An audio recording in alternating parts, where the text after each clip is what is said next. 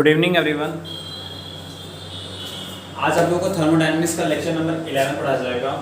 अगर आप लोगों ने लेक्चर नंबर 10 तक नहीं देखे हो तो आप लोग जाके देख सकते हैं। यूट्यूब पे मैंने एक प्लेलिस्ट बना दी जिसमें सारे लेक्चर्स पढ़े हुए हैं 9 से, तो आप लोग 10 लेक्चर को वहाँ से देख सकते हैं। पिछले लेक्चर में आप लोगों को सबसे नया टॉपिक पढ़ाया गया था कि साइक्लिक प्रोसेस क्या होता है, रिवर्सिबल प्रोसेस क्या होता है, वो सब पढ़ाए गए थे। स्पॉन्टेनियस प्रोसेस क्या होता है, नॉन स्पॉन्टेनियस प्रोसेस क्या होता है, ये सारी चीज़ें बताई गई थी। आज आप लोगों को पूरे थर्मोडायनेमिक्स का सबसे इंपॉर्टेंट पॉइंट पढ़ा जाएगा, कार्नोट साइकिल। कार्नोट साइकिल सबसे ज़्यादा पेपर में पूछा जाता है। जैसे मैंने एक बार बताया था Joule Thomson effect, Joule Thomson effect में मैंने मोस्ट इंपॉर्टेंट लिखा था, बट कार्नोट साइकिल्स में मैंने मोस्ट इंपॉर्टेंट लिखा है क्योंकि ये सबसे ज़्यादा पूछे जाने वाला क्वेश्चन है बीएससी सेकेंड ईयर में और बीएससी फर्स्ट ईयर में भी। ठीक है, तो आज का टॉपिक हम लोग स्टार्ट करते हैं, कार्नोट साइकिल। आज ये सभी लोग अगेन गुड इवनिंग, स्टार्ट करते हैं आज की class.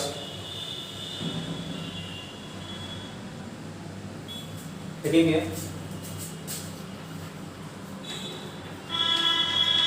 Carnot cycle consist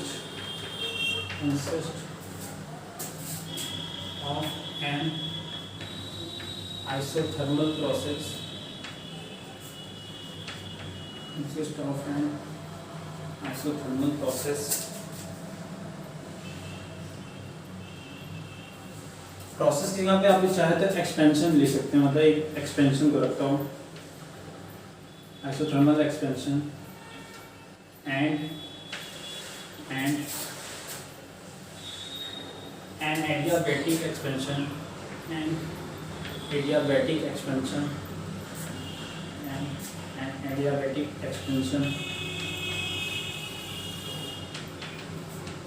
comma an isothermal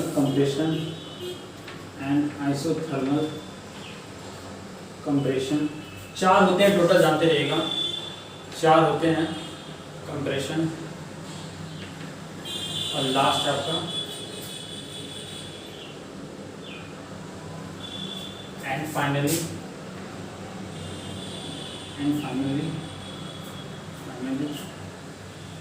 and adiabatic compression.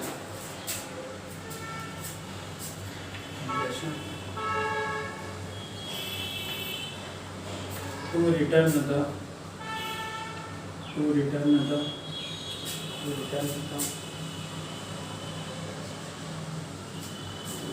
working substance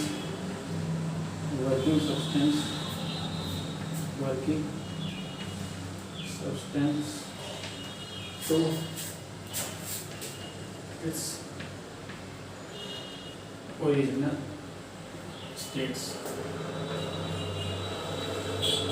देखिए चलिए क्या बोला गया, कार्नोट साइकिल जो होती है, जानते रहिएगा कार्नोट साइकिल चार चीज को कंसिस्ट करती है। कौन कौन से वो प्रोसेस होते हैं, कौन कौन से एक्सपेंशन होते हैं, तो बोला गया Carnot cycles consist of N isothermal process. पहला आपका आइसोथर्मल होता है, फिर आपका फिर एक एडियाबैटिक एक्सपेंशन होता है। पहला आइसोथर्मल एक्सपेंशन, दूसरा एडियाबैटिक एक्सपेंशन, फिर तीसरा आइसोथर्मल होता है, उसे आइसोथर्मल कंप्रेशन कहा जाता है, और लास्ट में क्या होता है, एडियाबैटिक कंप्रेशन। अभी मैं उसका फिगर बनाऊंगा, मैं पूरा फिगर आप लोगों को समझाऊंगा, बस ये याद रखिएगा, दो आइसोथर्मल होते हैं और दो एडियाबैटिक। ठीक है, आगे चलते हैं।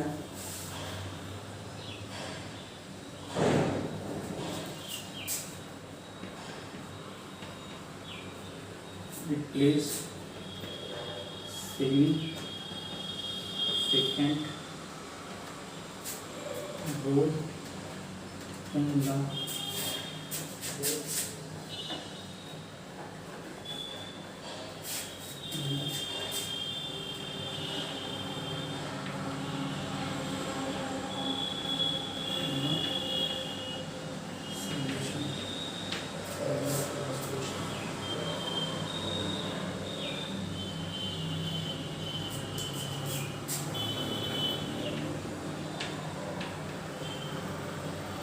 बोला गया वो कौन कौन से स्टेट थे, एडियाबैटिक तक हो गया था, टू रिटर्न लास्ट वाला जो होता है फिर वापस उसी पोजीशन में आ जाता है।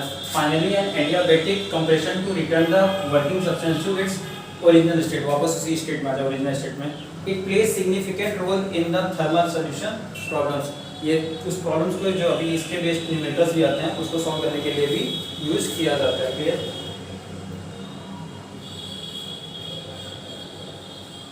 The cycle is known as the cycle known after the name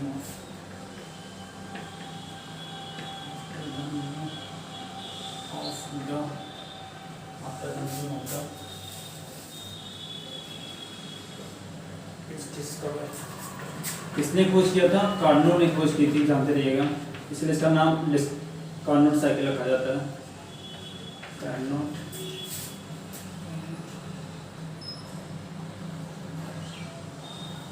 which was an engineer of French, which was an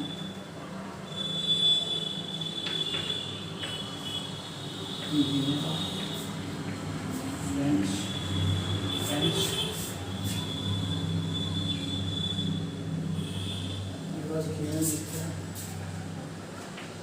he was given this in 1824। Carnot ने इस लॉ को किस कब दिया था? 1824 में दिया था। तो फ्रेंच मतलब फ्रांस जो इसके जो निवासी होते हैं उन्हें फ्रेंच कहा जाता है, लैंग्वेज भी फ्रेंच होती है। तो वहाँ के जो साइंटिस्ट थे उन्होंने 1824 में इस लॉ को दिया था। ये साइकिल किस लिए यूज होती है ये देख लीजिए। The cycle is mainly used for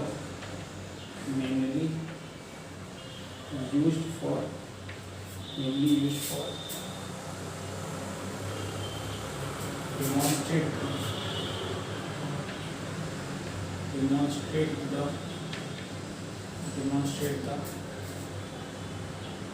the maximum convertibility,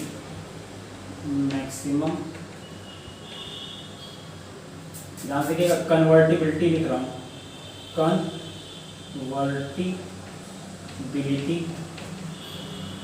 convertibility of heat into work. ये किस लिए यूज होता है? हीट को वर्क में चेंज करने के लिए यूज होता है। एक बार फिर से पढ़ दे रहा हूँ पूरी चीज़ें। देखिए बोला गया, Carnot cycle consist of 4 expansion होते हैं, 4 प्रोसेस होते हैं। इसमें सबसे पहला प्रोसेस जो होता है वो आइसोथर्मल एक्सपेंशन होता है, दूसरा आपका एडियाबैटिक एक्सपेंशन होता है, क्लियर, तीसरा आपका आइसोथर्मल कंप्रेशन होता है, और लास्टली जो होता है जो उसे फाइनल स्टेट में लाने का काम करता है ओरिजिनल स्टेट में, वो एडियाबैटिक कंप्रेशन होता है। ठीक, it plays significant role in the thermal solution problem. Thermal solution problem में बहुत ज़्यादा इंपॉर्टेंट रोल प्ले करता है। इस साइकिल के बारे में, इस साइकिल कार्नोट साइकिल नाम क्यों पड़ा? क्योंकि फ्रेंच के एक साइंटिस्ट थे जिनका नाम कार्नोट था, उन्होंने ये चीज़ों को बताया था, इसलिए इसका नाम कार्नोट साइकिल रखा गया। उन्होंने ये डिस्कवरी 1824 में की थी। और ये साइकिल किस लिए मेनली यूज होती है? The cycle is mainly used for, cycle किस लिए मेनली यूज होती है? डिमॉन्स्ट्रेट द मैक्सिमम कन्वर्टिबिलिटी, मतलब जितना ज़्यादा मैक्सिमम कन्वर्ट कर सकती है, किसको किसमें?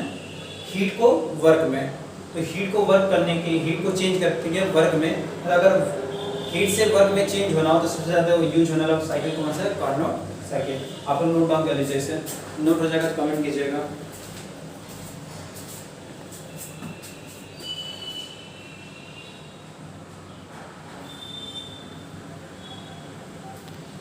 नीचे की लाइन में एक बार फिर से बोल दे रहा हूँ। बोला गया, the cycle is mainly used for demonstrate the maximum convertibility of heat into work. Note कर लीजिए।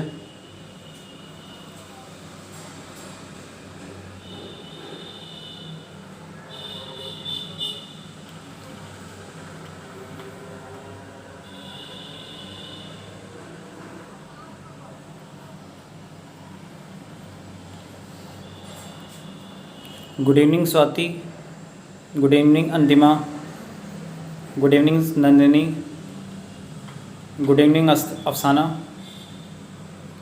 Good evening Indramani, good evening Kumkum, good evening Amita. Note हो जाए आप लोग कमेंट कीजिएगा।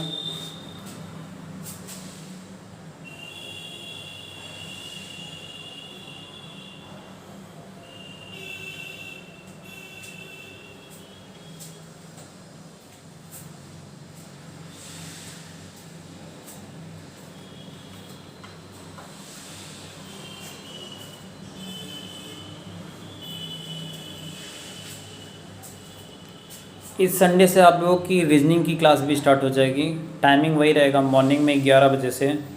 शायद कल ही से स्टार्ट कर दें क्योंकि वीडियो बना हुआ रखा है और थोड़ा सा डाटा कम पड़ जा रहा था इसलिए अपलोड नहीं कर पाता, लेकिन इस बार डाटा की प्रॉब्लम सॉल्व हो गई है। तो कल से शायद आप लोग की रीजनिंग क्लास भी स्टार्ट हो जाएगी। टाइमिंग वही मॉर्निंग में 10 बजे से रहेगा, 10 या 11 रहेगा, मैं ग्रुप में मैसेज कर दूँगा। मांगे चलिए 11 ही बजे से रहेगी टाइमिंग, तो आप लोग ज्वाइन कर लीजिएगा उस रीजनिंग क्लास को भी। चैप्टर वही पढ़ाया जाएगा, सिमेट्रिक एंड एनालॉजी, लेक्चर 2। ठीक है, थैंक यू अंतिमा, नोट हो गया प्रश्न? ठीक है, thank you, thank you Nandini. आगे बढ़ते हैं हम लोग। कितना नोट हो गया? अब आते हैं, बात करते हैं कार्नोट साइकिल की। जो ये पूरा प्रोसेस होता है जिसमें 4 प्रोसेस आपको दिख रहे हैं, isothermal expansion, adiabatic expansion, isothermal compression और एडियाबैटिक कंप्रेशन। इसका हम फिगर बनाते हैं, ठीक है, इरेज कर देते हैं हम इसे।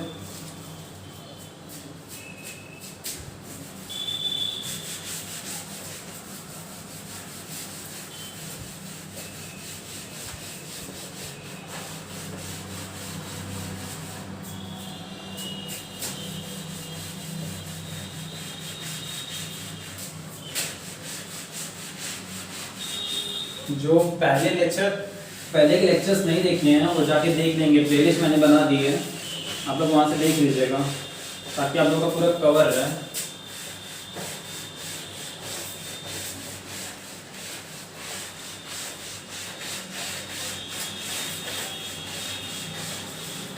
आते हैं, बात करते हैं कार्नोट साइकिल के फिगर की।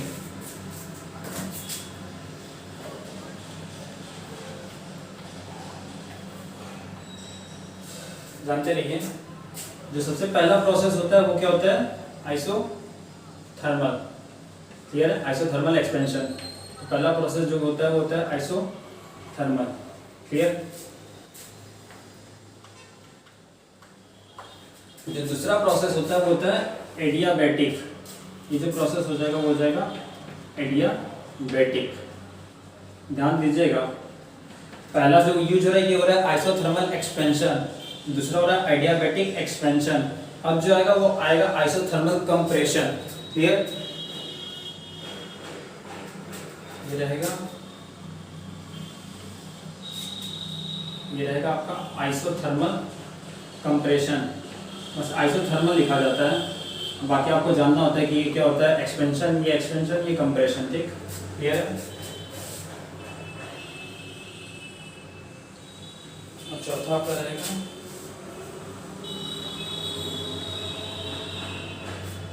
एडियाबैटिक। रहेगा। क्लियर?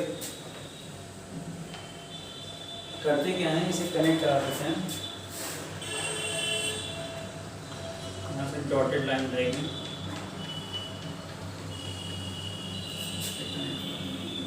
इस सर्कल बना लीजिएगा, इससे कनेक्ट होगा।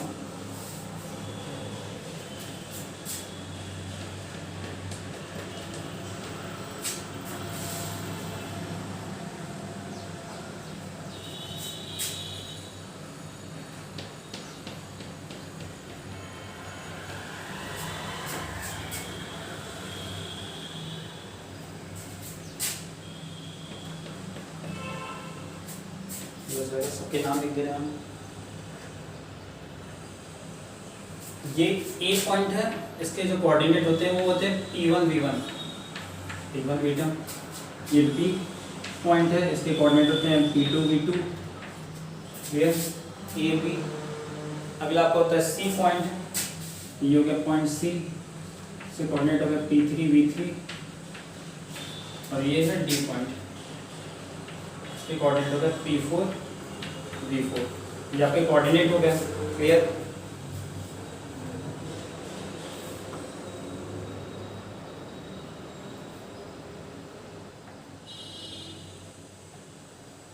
ये हो गया आपका V1 V2 V3 V4।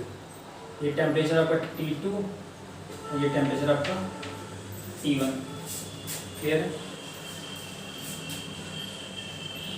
एक चीज जानते रहिए, ये जो टाइप होता है इधर का टॉपिक होता है, ये प्रेशर को डिनोट करता है, हमेशा प्रेशर को डिनोट करता है। ये जो इधर का टाइप होता है वो वॉल्यूम को करता है। क्लियर? इसी अलावा आप लोगों ने कई जगह देखा होगा पीवी ग्राफ।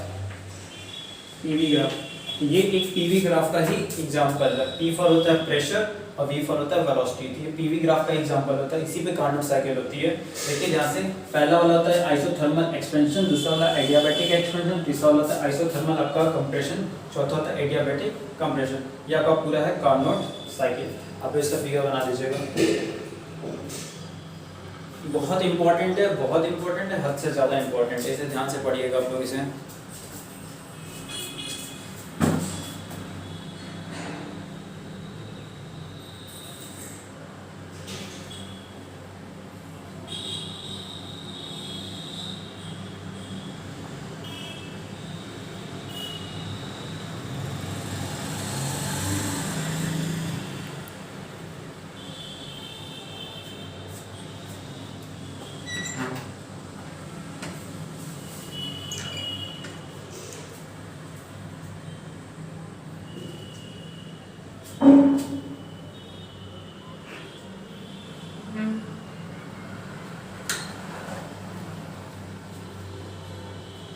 रुकिए हम 2 मिनट देखिए उठा दे रहा है, अगर दिख नहीं रहा हो तो आप लोग अब देख लीजिएगा, ताकि फिगर थोड़ा डार्क हो जाए तो दिख जाएगा।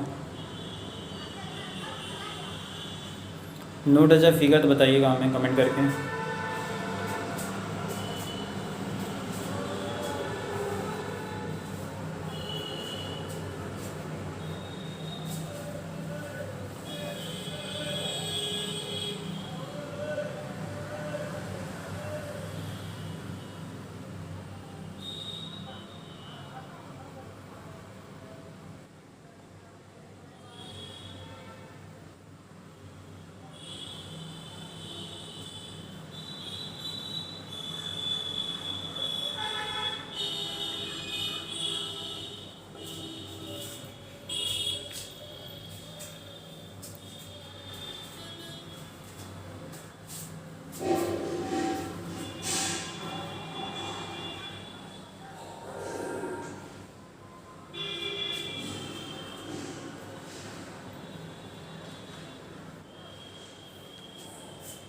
ठीक है, thank you Antima, thank you प्रश्न।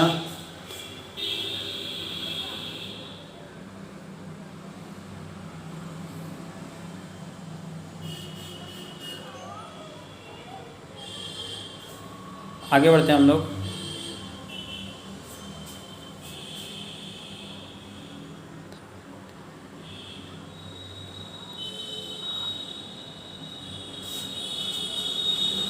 देखिए ठीक है, आप लोग को समझ में आ गया होगा कार्नोट साइकिल। आगे बढ़ते हैं हम लोग। अब कार्नोट साइकिल पे बेस्ड जो इसके प्रोसेसेस होते हैं उसके कुछ फॉर्मूले होते हैं जिस पे न्यूमेरिकल लगता है, वो नोट कर लीजिएगा। बाकी जो सेंटेंसली है वो मैं नहीं लिखा रहा हूँ, क्योंकि सेंटेंस आप लोग पेपर में लिख सकते हैं बना के। इससे जो फॉर्मूले हो रहे हैं वो मैं लिखवा दे रहा हूँ ताकि टॉपिक आज आगे बढ़े।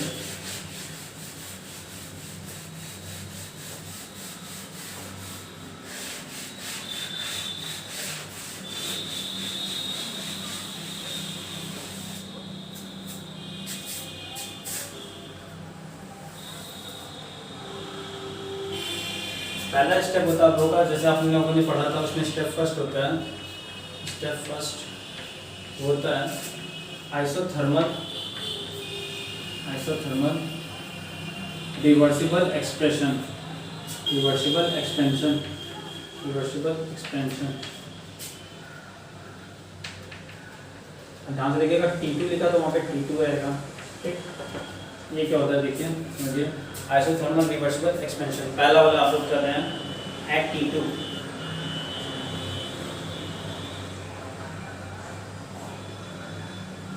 लिख लीजिएगा formula, the work done by AB, the work done of WAB by the system of surroundings, by system of surroundings, by system of surroundings, surroundings is given by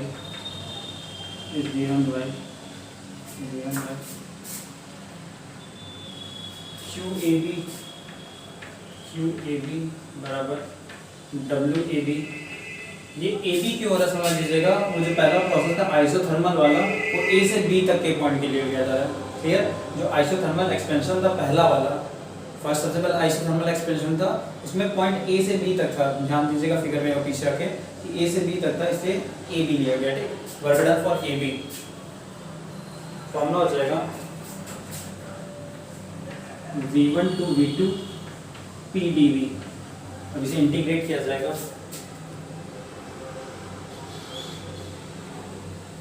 ध्यान से देखिएगा, आप लोग फॉर्मूला पढ़े होंगे PV बराबर RT।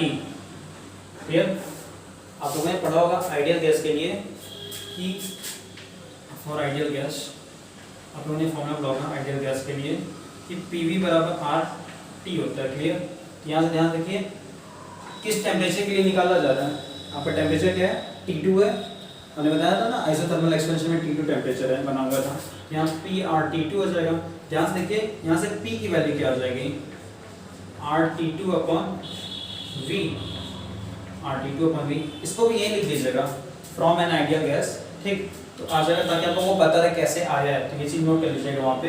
तो P बराबर RT2/V हो गया। यहाँ लिख लीजिएगा फ्रॉम फर्स्ट, यहाँ जब इसे नोट करिएगा तो लिख लीजिएगा फ्रॉम इक्वेशन फर्स्ट।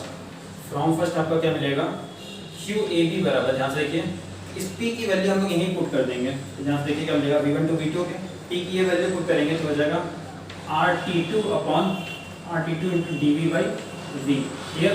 जानते रहिए अगर इंटीग्रेशन में 1/V किसी का फॉर्मूला होता है, 1/V इंटीग्रेट करना होता है तो उसका फॉर्मूला होता है लॉग। मैथ वाले बच्चे तुरंत समझ जाएंगे integration of 1/x log x होता है।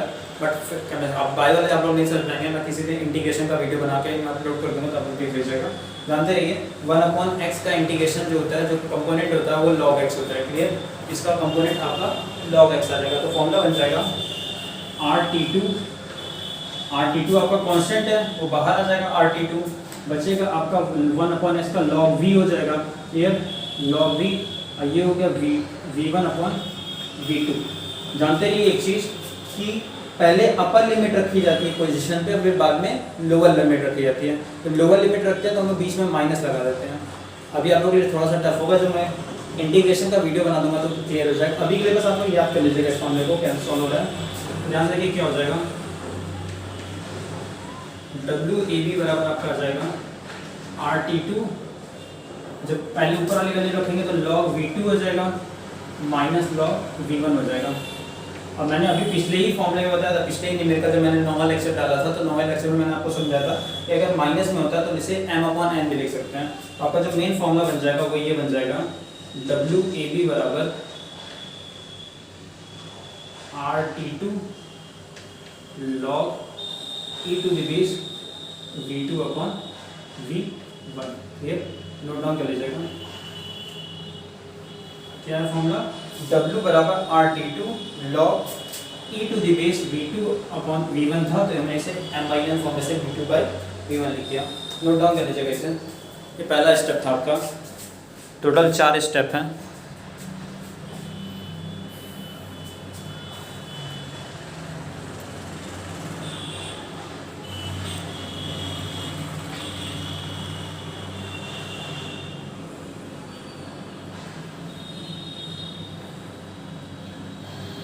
नोट डाउन हो जाएगा तो कमेंट कर दीजिएगा।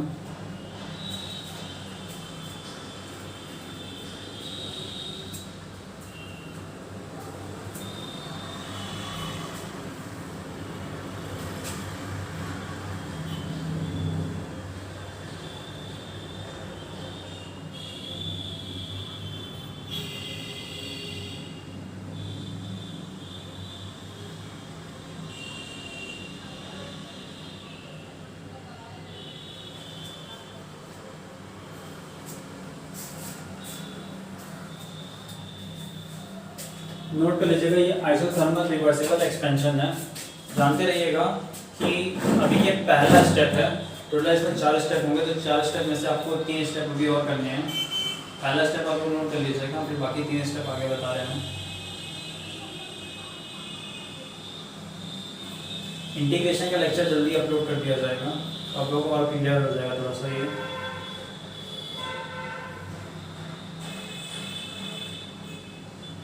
अगर समझ में आ रहा होगा जितने बच्चों को तो एक बार कमेंट कर दीजिएगा ताकि क्लियर है आप लोगों को आ रहा है। और आप लोगों के कॉन्टेक्ट्स में जितने लोग भी हैं, क्योंकि जब क्लास करते थे आप लोग तो शायद 60 बच्चे क्लास करते थे, ग्रुप में केवल 32 मेंबर हैं। वही 32 में से ऐसे भी 2-3 मेंबर हैं जिनके 2-2 नंबर हैं, 2-2 का कॉन्टैक्ट ऐड किए गए हैं। मतलब मेनली देखा जाए तो 28 से 30 बच्चे हैं लगभग, और 30 में से एक्टिव रहते हैं 10 या 12। तो ट्राई कीजिए, जो लोग हैं एक्टिव नहीं उनको कॉल करके आप ही लोग इन्वाइट कर लीजिए, या फिर आप ही लोग कहीं से ट्राई कर लीजिए, चाहे जिसके थ्रू आप ही लोग आपस में कॉल करके कन्वर्सेशन करके जितने भी 60 बच्चे थे सबका नंबर एक ग्रुप में कर लीजिए, 60 बच्चे क्लास कर लें, उनको लॉस होगा। और वैसे भी आप लोग जानते हैं जिस हिसाब से नवंबर में क्लासेस स्टार्ट होंगी, आपका नवंबर दिसंबर तक का पहला पेपर चलेगा, दूसरा पेपर चलते चलते आपके पेपर स्टार्ट हो जाएंगे, थर्ड पेपर आपके केमिस्ट्री वाले सर छू ही नहीं पाएंगे। तो अगर आप लोग चाहते हैं कि केमिस्ट्री वाला थर्ड पेपर मैं पूरा ख़त्म कर दूँ, सही से ख़त्म कर दूँ, तो क्लास में आप लोग सभी बच्चों को कर लीजिए ताकि किसी का भी लॉस ना हो, क्योंकि बाद में कोई एक बैक नहीं पढ़ेगा इतना। और वही अगर अभी से कंटिन्यू पढ़ता रहेगा तो उससे आराम भी रहेगा पढ़ने में, समझ में भी आता रहेगा। एक बार पता नहीं उस समय समझ में आए कि ना आए। वैसे आप लोगों को भी ये पेपर टाइम में बहुत ज़्यादा हेल्प करेगा, क्योंकि अपलोडेड वीडियोज़ रहेंगे, आप लोग देख के समझ सकते रहेंगे। और जितना मैं लिख रहा हूँ आप लोग बस उतना ही पेपर में लिखिएगा, फालतू चीज़ जो आप लोग श्योर सीरीज से पढ़ के देते हैं वो चीज़ मत लिखिएगा। श्योर सीरीज में बहुत सारी चीज़ें फालतू की लिखी रहेंगी, इतना काम भर का लिखिए ताकि टीचर को भी अच्छा लगे कि आपने सही लिखा है और बाकी नंबर भी सही मिलेगा।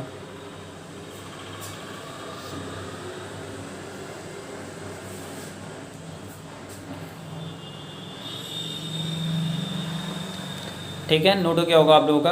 आगे बढ़ते हैं हम लोग। Thank you Antima, thank you Nandini. Step 2 पे आते हैं हम लोग। स्टेप 2 आप लोगों को क्या है, जैसे पहला आइसोथर्मल रिवर्सिबल था, अब क्या आ जाएगा isothermal adiabatic, sorry adiabatic reversible expansion, isothermal नहीं sorry adiabatic.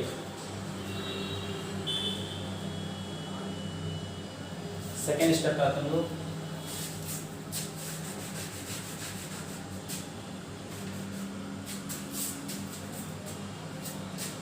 Step second adiabatic, ये थोड़ा सा टफ पड़ेगा आप लोगों को। एडियाबैटिक रिवर्सिबल एक्सपेंशन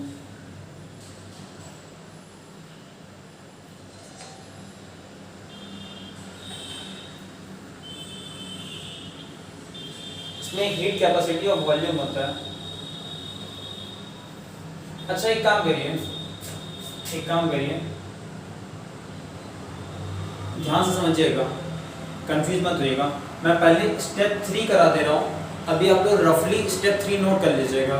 जब फेयर कीजिएगा तो स्टेप 2 को पहले कर लीजिएगा और स्टेप 3 को बाद में कर दीजिएगा, क्योंकि मुझे स्टेप 3 के सारे प्रोसेस यही करने हैं, फिर से मिटाना पड़ जाएगा, फिर से लिखना पड़ जाएगा, दुगनी मेहनत लगेगी। इससे अच्छा है कि मैं इसी में आप लोगों को पहले स्टेप 3 बता दे रहा हूँ, फिर आप लोग स्टेप 2 को करवाऊंगा तो स्टेप 2 में बेस्ट स्टेप 4 हो जाएगा, आप लोगों को क्लियर हो जाएगा। बस ध्यान से जो मैं चेंजिंग करूँगा वो लोग आप लोग चेंजिंग कर दीजिएगा। और ध्यान दीजिएगा स्टेप फर्स्ट के बाद स्टेप 3 मत लिख दीजिएगा, स्टेप फर्स्ट के बाद स्टेप 2 ही लिखिएगा। जो अभी मैं बता रहा हूँ उसे रफली कई साइड में नोट कर लीजिएगा, बाद में से स्टेप 3 पर डाल दीजिएगा, स्टेप 2 वाला लिख लीजिएगा। ठीक क्लियर। मैं से स्टेप 3 पहले बता दे रहा हूँ, क्योंकि स्टेप 3 इसी पे है पूरा बेस्ड। स्टेप 3 आप लोगों का क्या हो जाएगा, आइसोथर्मल रिवर्सिबल एक्सप्रेस कंप्रेशन।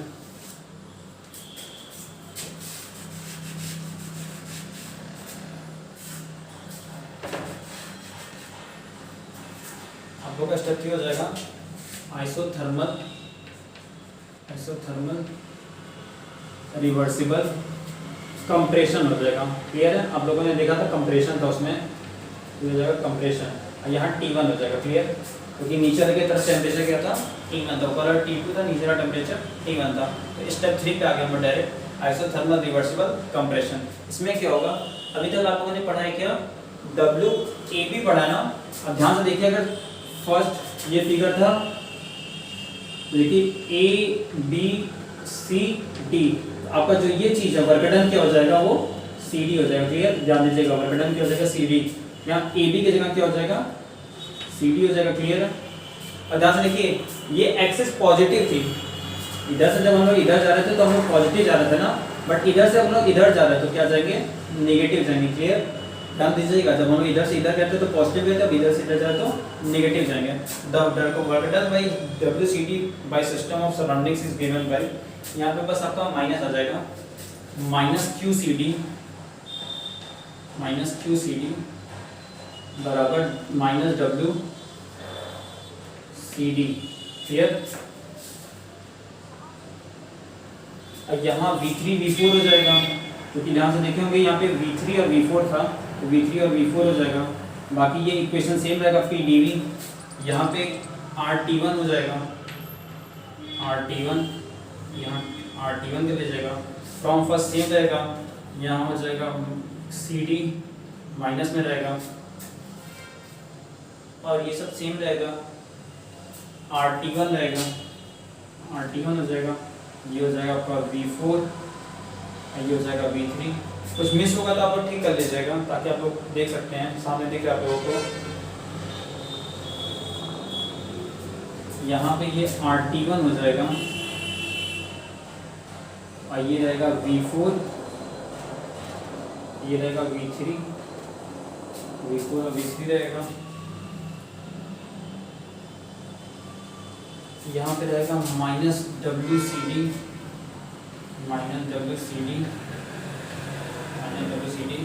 फिर लॉग V4 हो जाएगा, V4, ये हो जाएगा V3, यहाँ पे भी माइनस WCD रहेगा, WCD, बट यहाँ माइनस रहेगा, ये T1 हो जाएगा, RT1, ये भी RT1, और ये हो जाएगा V4 अपॉन V3। समझ में आ गया होगा आप लोगों को क्या क्या चेंजिंग की गई है, मैं यहाँ पे लिख दे रहा हूँ। बस प्लस की जगह पे क्या आ गया इस बार, माइनस आ गया है। क्लियर, AB की जगह पे आप लोगों की चेंजिंग क्या हुई है, CD हो गया है। क्लियर, समझ में आ रहा होगा, प्लस की जगह क्या आ गया माइनस, AB की जगह CD, और ध्यान से देखिए V2 की जगह पे V4 आ गया है, और V1 की जगह पे V3 आ गया है। बस इतनी चेंजिंग की गई आपकी, और आपका क्या हो गया ये टॉपिक आइसोथर्मल रिवर्सिबल कंप्रेशन। ये और पहला वाला क्या था, आइसो रिवर्सिबल एक्सपेंशन था, आइसोथर्मल। नोट डाउन कर लीजिएगा। ये आप लोगों का स्टेप 3 है, स्टेप 2 पे ना कीजिएगा, स्टेप 2 के लिए थोड़ी गैपिंग दे दीजिएगा। नोट कर लीजिएगा तो कमेंट कीजिएगा।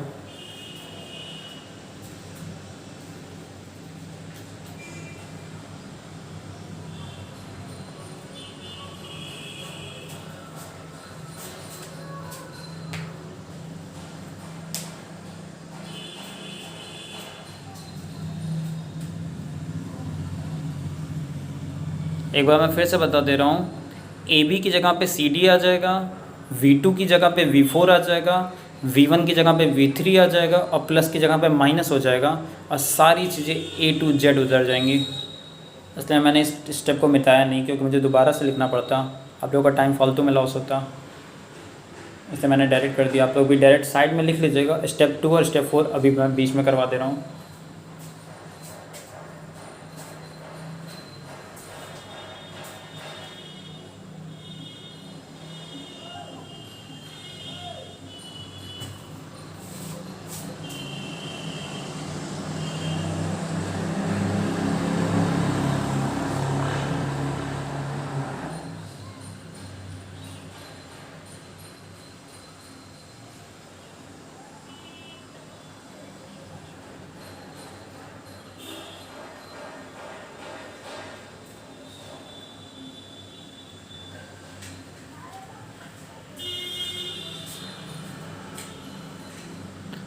नोट हो जाएगा, एक बार कमेंट कर दीजिएगा आप लोग।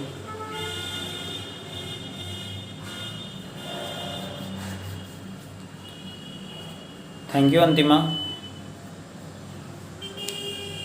Thank you Nandini,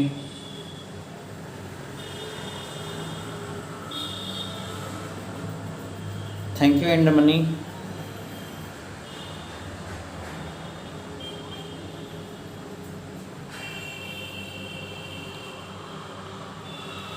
thank you Afsana, thank you Amita,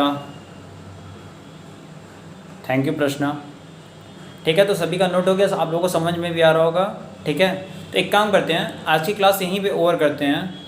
आप लोगों को मैं नेक्स्ट लेक्चर नंबर 12 में इसका स्टेप नंबर 2 और स्टेप नंबर 4 अपलोड कर दूंगा, लाइव क्लास में बता दूंगा। तो आप लोग स्टेप 1, स्टेप 2, स्टेप 3, स्टेप 4 साथ में कर लीजिएगा और ये कार्नोट साइकिल आपका ख़त्म हो जाएगा। फिर आएगा इसके बेस्ड न्यूमेरिकल्स, तो न्यूमेरिकल्स भी अगले दिन आपको अगले टॉपिक में पढ़ाया जाएगा। क्लियर है? तो आज के लिए इतना ही रखते हैं। That's all. सेकेंड लेक्चर जो इसका रहेगा अभी इसी से रिलेटेड, उसमें थोड़े से कम टॉपिक रहेंगे, क्या स्टेप 2 और स्टेप 4 रहेंगे, उसी को मैं समझा के क्लास ओवर करके न्यूमेरिकल्स पे आ जाऊँगा। ठीक है, आज के लिए इतना ही रखते हैं। That's all. Thank you everyone.